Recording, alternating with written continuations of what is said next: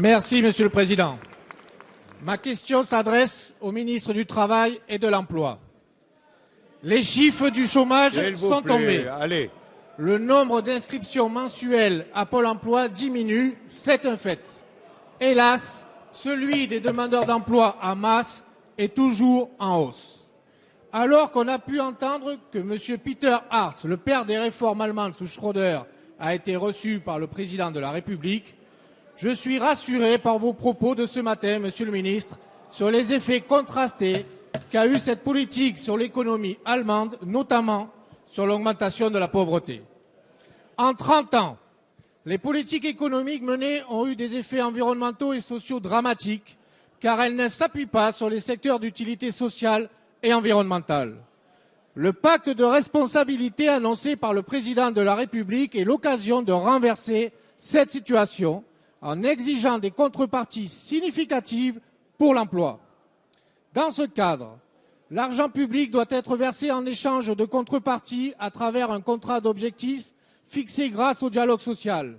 Ces objectifs doivent se décliner par territoire et par branche, soit en termes d'emploi, soit en termes de formation. Nous ne faisons pas confiance au libéralisme pour sortir de la crise et réguler le secteur du travail. Pour nous, écologistes, la réponse ne réside pas dans la croissance pour la croissance, mais dans la transition écologiste de l'économie. Il faudra, pour cette transition, répondre au chômage à travers 3 leviers. Le développement de filières écologiques en aidant les entreprises à se reconvertir pour répondre à nouveau aux besoins en énergie. Le partage et la réduction du temps de travail et aussi une politique ambitieuse de formation et de recherche et de développement.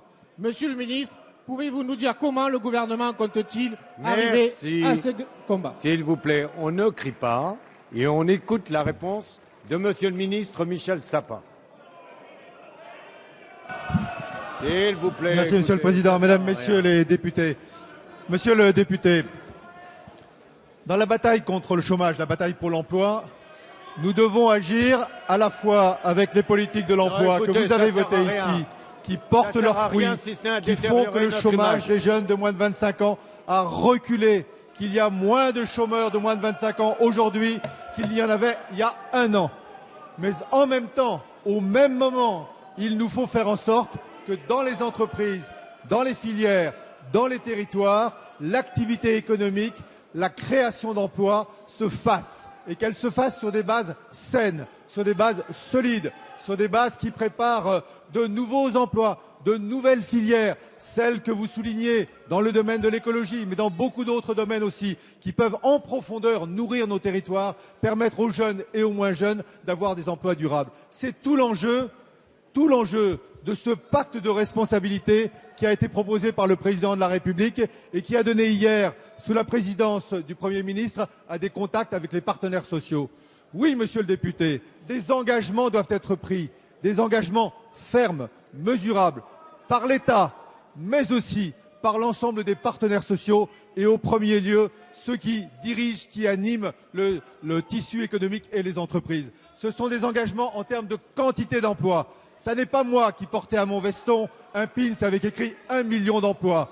C'est le président du MEDEF qui donc s'engage de cette manière-là à faire en sorte qu'il y ait une mobilisation pour créer 1 million d'emplois. Puisqu'il le met là, au coin de son veston, ça doit être aussi écrit, précis et des vrais engagements avec les partenaires sociaux. C'est aussi en termes de formation, en termes de qualité, en termes de lutte contre la précarité que des engagements doivent être pris. C'est ce qui est engagé, ce sont les discussions engagées. Les partenaires sociaux auront à en parler et cela nourrira le pacte de responsabilité.